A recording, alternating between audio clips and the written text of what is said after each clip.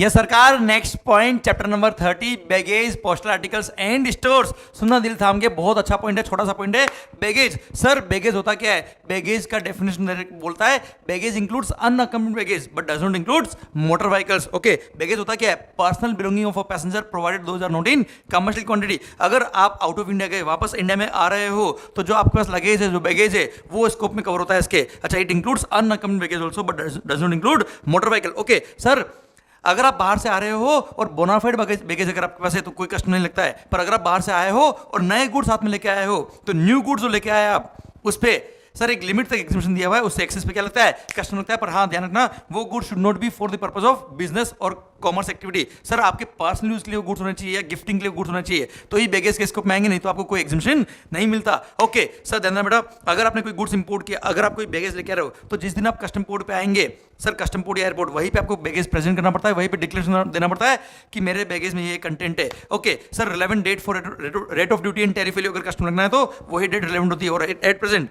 कोई भी बैगेज हो, कोई भी गुड्स हो, रेट ऑफ कस्टम कितना है? 35% प्लस सोशल वेलफेयर सरचार्ज 10%, मतलब 38.5% हो जाएगा बेटा। 10% ऑफ 35%, 3.5% ऐड करेंगे तो। ओके, फिर आता है क्या? अगर आपने कोई गुड्स इंपोर्ट किया, when the baggage of any passenger contains any article the import of which is prohibited or which is dutiable, पर उसके रेस्पेक्ट में अगर आपने ट्रू डिक्लेरेशन दिया कस्टम ऑफिसर को, तो ऐसे केस में at the request of the importer passenger, sir custom officer उन गुड्स को वहीं पे डिटेन करके अपने पास रख लेगा, और जब वो पैसेंजर आउट ऑफ इंडिया जा रहा होगा, तब वो गुड्स उसको वापस से लौटा देंगे सर। और वो अगर किसी और पोर्ट से निकल गया, तो ऐसे केस में any other person authorised by him या through cargo consigned in his name, goods उसको लौटा दिए जाएंगे। क्लियर? कोई पेनल्टी, कोई कुछ भी चार्ज नहीं किया जाएगा कस्टम वगैरह, पर ट्रू डिक्लेरेशन दिया तो। याद है हेमल के शाह के केस में क्या हुआ था बेटा? सर वो स्मगलिंग करता, स्मगलिंग मतलब वो छुपा के गुड्स ले जा रहा था, पकड़ लिया और बोलता है क्या ठीक है मेरे को सेक्शन 80 का बेनिफिट देता, तो ऐसे केस में सेक्शन 80 का बेनिफिट नहीं मिलेगा क्योंकि उसने ट्रू डिक्लेरेशन नहीं दिया था। ओके, देन सेक्शन 81 में गवर्नमेंट को पावर दे रखा है रूल्स रेगुलेशन बनाने का। ओके सर, आइए सर मेन पॉइंट बात है एग्जिबिशन कितना मिलेगा। सर रूल नंबर 3 जो बैगेज का दे रखा है, वो बोलता है क्या? अगर कोई पैसेंजर इज रिटर्निंग और coming from a country other than Nepal, Bhutan और Myanmar, other than Nepal, Bhutan और म्यांमार से अगर कोई पैसेंजर आ रहा है, ध्यान रखना बेटा, अगर फॉरेन ओरिजिन का टूरिस्ट है, तो 15,000 का आर्टिकल उसको अलाउड है without customs. Clear? I repeat, 15,000 तक की गुड्स अलाउड है, along with sir use personal effect allowed है, प्लस ट्रेवल सोनियर अलाउड है। अदर आर्टिकल केवल कितने? 15,000 की वैल्यू तक अलाउड है बेटा। क्लियर? और हाँ, अगर इन्फेंट आ रहा है, भले फॉरेन ओरिजिन का हो, किसी भी ओरिजिन का हो, तो उसके लिए केवल यूज्ड पर्सनल इफेक्ट ही अलाउड है। और हाँ सर, फॉरेन ओरिजिन के टूरिस्ट के अलावा कोई भी पर्सन अगर आ रहा है बाहर से, तो ऐसे केस में 50,000 50,000 तक के गुड्स उसका अलाउड है without any customs, plus use personal effect and travel souvenir. जानना, यूज पर्सनल इफेक्ट और ट्रेवल सोनियर कितना भी वैल्यू हो, कोई कंसर्न नहीं, उसको काउंट करना ही मत सर। बाकी आर्टिकल 50,000 के, फॉरेन टूरिस्ट केस में 15,000 के, और अगर इन्फेंट आ रहा तो only and only use personal effect allowed है बेटा। क्लियर? एंड हाँ, अगर नेपाल, भूटान, म्यांमार से आ रहे हो, तो कोई भी कैटेगरी ऑफ पैसेंजर बाहर से आ रहा हो, सर भले इंडियन ओरिजिन का हो, फॉरेन ओरिजिन का हो, कोई भी कैटेगरी ऑफ पैसेंजर हो, सबके लिए 15,000 के आर्टिकल्स अलाउड है without payment of any customs, plus use personal effect and travels on year. पर अगर आप बाय लैंड रूट आ रहे हो नेपाल, भूटान, म्यांमार से, तो ऐसे केस में केवल यूज पर्सनल इफेक्ट अलाउड है। और अगर इन्फेंट है सर, तो ऐसे केस में नेपाल, भूटान, म्यांमार हो या कोई भी कंट्री हो, हमेशा इन्फेंट के केस में तो यूज पर्सनल इफेक्ट अलाउड है, क्योंकि वो किसी के लिए क्या गिफ्ट लाएगा, वो तो खुद ही गिफ्ट है। क्लियर? ज्यादा मत सोचना इस पे। ओके, अब मेरा पॉइंट आपसे ये कि अगर आपकी एज 18 ईयर्स और मोर देन 18 ईयर्स है, तो सर रूल नंबर 3 हो या रूल नंबर 4 हो, किसी भी कंट्री से आप आ रहे हो, तो एक पर्सनल लैपटॉप कंप्यूटर, एक लैपटॉप आपको एडिशनली अलाउड है without payment of duty, in addition to whatever exhibition you are eligible for बेटा। क्लियर? एक लैपटॉप फ्री अलाउड है विदाउट पेमेंट ऑफ कस्टम। नया लैपटॉप लेके आइए, कोई दिक्कत नहीं बेटा। अच्छा, एक बात और बेटा, अगर रूल नंबर 3 हो या रूल नंबर 4 हो, सर दोनों केस में बोला है क्या? These limits can not be clubbed together for a group of people. Sir each individual के लिए लिमिट देखा जाएगा, ऐसा नहीं कि कोई आप एक गिफ्ट लेके आए, एक गुड्स लेके आए बाहर से जो रुपीज 1,20,000 का था, तो ऐसा नहीं बोल सकते हो कि सर हम 3 दोस्त थे, तीनों मिला के 1,20,000 गुड्स लेके आए, ऐसा नहीं होगा। किसी एक के लिए बेनिफिट मिल जाएगा, बाकी के लिए टैक्स पे करना पड़ेगा बेटा। क्लियर? हाँ, नंबर ऑफ गुड्स अलग अलग थे, आप प्रूव कर देना ये गुड्स का, ये गुड्स का, ये गुड्स का, ईच अप टू 50,000 या 15,000 एज द केस में भी आपको बेनिफिट मिल जाएगा, पर these limits can not be clubbed together for a group of people. Okay sir, अब ध्यान रखना, 15,000 या 50,000 जो भी मैंने लिमिट बताया, रूल नंबर 3 हो या रूल नंबर 4 हो, ये जो मैंने आपको लिमिट बताया है, for any goods other than goods covered in annexure 1। अगर गुड्स अनेक्सर 1 में कवर है तो कोई बेनिफिट नहीं मिलेगा। अनेक्सर 1 वाली goods are ineligible for benefit. ध्यान रखना, इस पे न्यूमेरिकल क्वेश्चन बनते हैं बेटा। अब सर एनेक्सर 1 में जो गुड्स कवर है, अब अगर क्वेश्चन आता है न्यूमेरिकल बनने लगे आजकल बेटा, तो ध्यान रखना आप दो पोर्शन में आप क्वेश्चन सोल्व कर सकते हो। एक लिस्ट बना देना एलिजिबल गुड्स का, एक बोलना इनएलिजिबल का। जो इनएलिजिबल है उस पर तो कंपलसरी आपको कस्टम पे करना ही करना है। जो एलिजिबल है वो पूरे एग्जाम नहीं है, वो एलिजिबल है up to the limit of 15,000 और 50,000 एज द केस में बेटा। अच्छा, अब एनेक्सर 1 में क्या कवर है? Fire arms, cartridges of fire arms exceeding 50, तो 50 से ज्यादा लेके आए तो वो कवर होगा एनेक्सर 1 में। 51 लेके आए तो एक कवर है बेटा, 50 एलिजिबल है बच्चों। क्लियर? देन वाइन और एल्कोहल लिकर, किसका वेट कर रहे हो? वाइन और alcohol liquor for human consumption कितना?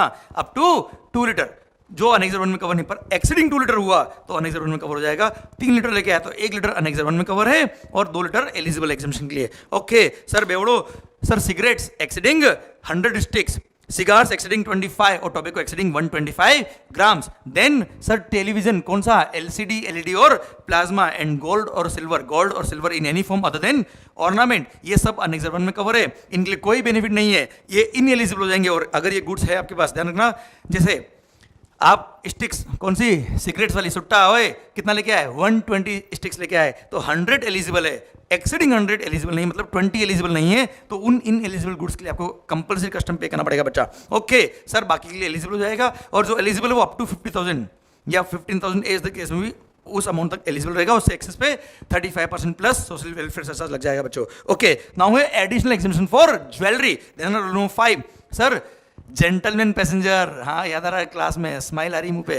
जेंटलमैन पैसेंजर के लिए कितना है sir? 20 gram subject to maximum rupees 50,000। और लेडी पैसेंजर, देना मैन के केस में gentleman, ladies are presume to be gentle only बेटा। ओके तो लेडी पैसेंजर के केस में double 40 grams with maximum cap of rupees 1 lakh. Okay 40 grams और rupees 1 lakh whichever is less. पर ध्यान रखना, एडिशनल एग्जामिनेशन फॉर ज्वेलरी आपको तभी मिलेगा, भले लेडी हो या जेंटलमैन हो, तभी मिलेगा अगर आप exceeding 1 year out of India रहे तो। क्लियर? इस पे भी क्वेश्चन बन चुका है बच्चों, ध्यान रखना। क्लियर? एक्सीडिंग 1 ईयर बाहर रहे तो ये बेनिफिट मिलेगा। ओके सर ध्यान रखना बेटा।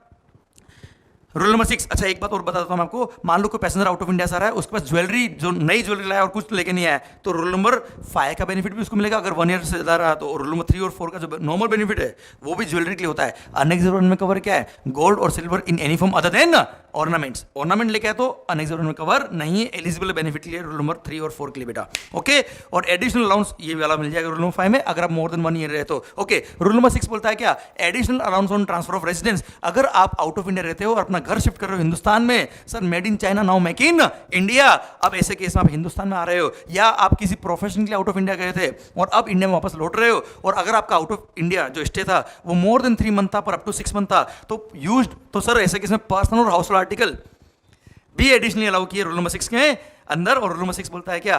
पर्सनल और household articles other than those which are covered in annexure 1 और अनेक्सर 2 बट इंक्लूडिंग अनेक्सर 3 पर up to limit of rupees 60,000 additionally allowed है बेटा, पर आप इंडियन पैसेंजर होने चाहिए बेटा। सेकंड, अगर मोर देन 6 मंथ आप बाहर रहे पर अप टू 12 मंथ अगर आप बाहर रहे तो 1 लाख तक का बेनिफिट आपको मिल जाएगा, सेम पॉइंट है। और हाँ, अगर लास्ट 2 साल में एटलीस्ट 365 डेज अगर आप बाहर रह गए और आपने पिछले 3 साल में आपने ये वाला बेनिफिट क्लेम नहीं किया तो ऐसे केस में 2 लाख तक का बेनिफिट आपको अलाउड है। किसके लिए? पर्सनल और हाउस होल्ड आर्टिकल, स्पेसिफिकली इन्हीं गुड्स के लिए बेटा। और अगर एटलीस्ट 2 ईयर आप बाहर रह गए, कितना बेटा sir? Minimum stay of 2 year more than 2 years, तो ऐसे केस में 5 लाख तक का बेनिफिट है sir personal house hold article के। कितना बेटा? 5 लाख तक का। पर हाँ यहाँ पे कुछ कंडीशन है कि एटलीस्ट 2 साल बाहर होने चाहिए, पर अगर अर्ली रिटर्न होंगे आपका अप टू 2 मंथ तो early return up to period of 2 month can be condoned by ACDC if early return was due to terminal leave या वेकेशन अब्रोड। अगर आपका वेकेशन हो गया था या टर्मिनल लीव मिल गई थी या फिर एनी अदर रीजनेबल रीजन था तो ACDC early return up to period of 2 month can be condoned by ACDC बेटा। Second,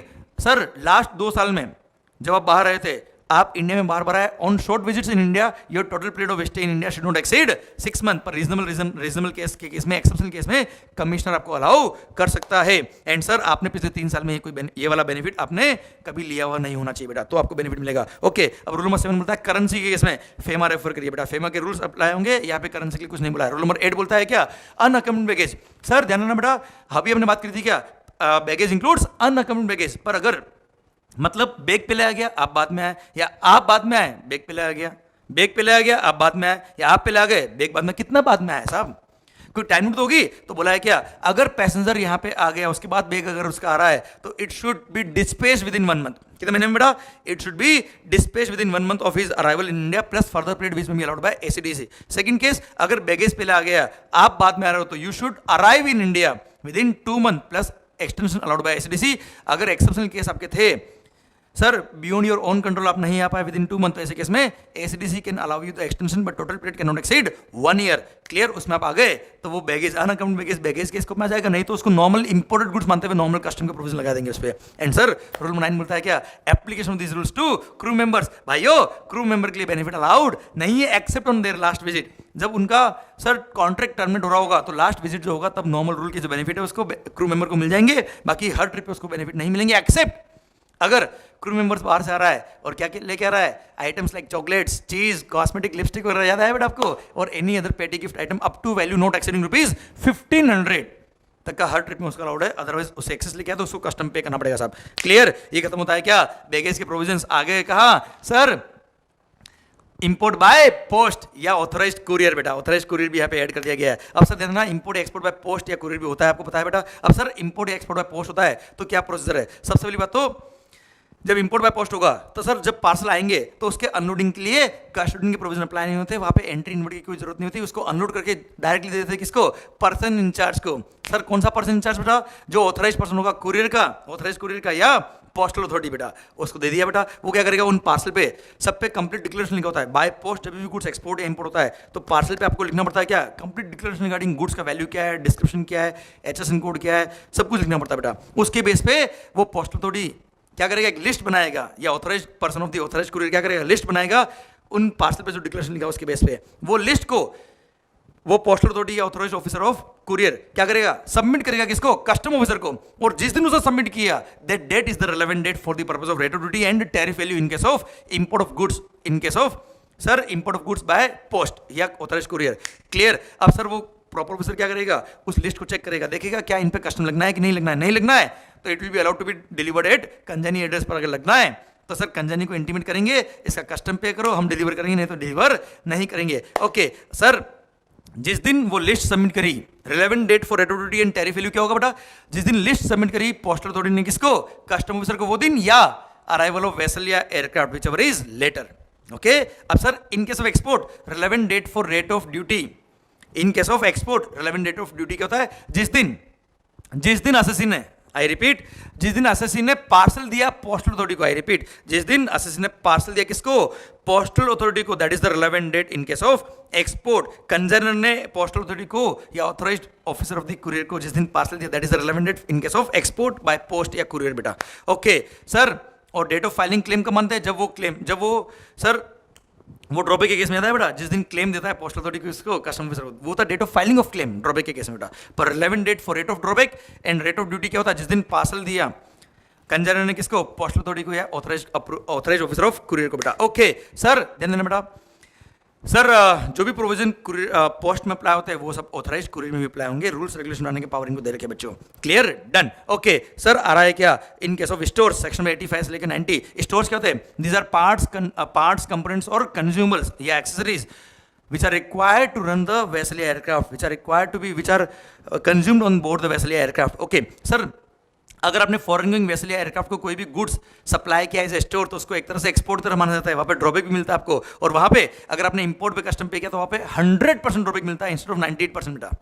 clear? और अगर आपने इंपोर्ट करते वक्त डिक्लेरेशन दिया कि दीज आर द गुड्स जो आप वेयर हाउस में रखवा रहे हो, कस्टम बोर्ड वेयर हाउस में, and these are the goods to be supplied to foreign going vessel या एयरक्राफ्ट एज ए स्टोर, तो ऐसे केस में these goods are allowed to be stored in a warehouse without any assessment as well as without any bond. इसलिए इन goods को special warehouse में रखा जाता है, पर वेयर हाउसिंग चैप्टर आपके कोर्स में आता नहीं है, इसलिए बहुत डिटेल में आपको नहीं जाना बेटा इस केस में। क्लियर? और हाँ सेम प्रोविजन अप्लाई होते हैं अगर आपने इंडियन नेवी शिप को, किसको बेटा? इंडियन नेवी शिप को अगर सेम गुड्स अप्लाई किया एज ए स्टोर तो सर सेम बेनिफिट जो ड्रॉबैक के रिफंड के आपको मिलते हैं वो यहाँ पे भी मिलेंगे बच्चों। क्लियर? पक्का बच्चों? डन। एंड हाँ अगर आपने कोई गुड्स इंडिया में मैन्युफैक्चर किया, प्रोड्यूस किया और फॉरेन गोइंग वेसल को या फॉरेन गोइंग वेसल या एयरक्राफ्ट को सप्लाई किया एज अ स्टोर तो नो कस्टम्स और no other duty will be charge. Clear? पक्का? और हाँ सर इंडियन टेरिटरी में अगर वेसल चल रहा है या एयरक्राफ्ट चल रहा है तो उसमें भी तो कंज्यूम होंगे सर स्टोर्स, तो चलेगा, उस पर कोई कस्टम वगैरह पे करने की जरूरत नहीं है। और एक वेसल से दूसरे वेसल पे कोई आपको स्टोर्स ट्रांसफर करने तो प्रॉपर ऑफिसर से परमिशन लेके आप ट्रांसफर कर सकते हो। ये एक एक लाइन पूरा चैप्टर टॉपिक खत्म होता है अब, इसी के साथ चैप्टर नंबर 30 खत्म होता है अब। Thank you so much. और हाँ, ध्यान रखना बच्चों, this times we are very active, क्योंकि सर पैंडेमिक सिचुएशन चल रहा है, लाइव बैचेस नहीं हो रहे। I am very active on YouTube. So sir आप यूट्यूब से कनेक्ट रहे मेरे से, आपको जो भी क्वेश्चन हो, जो भी डाउट्स वगैरह हो, आप मेरे से बात कर सकते हो। आप अगर सब्सक्राइब कर लिया तो ठीक है, बेल आइकन भी दबा के रखिए, सो दैट आपको जो भी नोटिफिकेशन मेरे होते हैं इंपॉर्टेंट वीडियोस के, वो आपको इमीडिएटली मिल जाएंगे। अदरवाइज कोई इंपॉर्टेंट लेक्चर हो या इंपॉर्टेंट नोटिफिकेशन या कोई भी पॉइंट आपसे मिस नहीं हो जाए बच्चों। Clear? Thank you so much, all the very best. पढ़ते रहिए, माहौल करते रहिए। Thank you sir, thank you.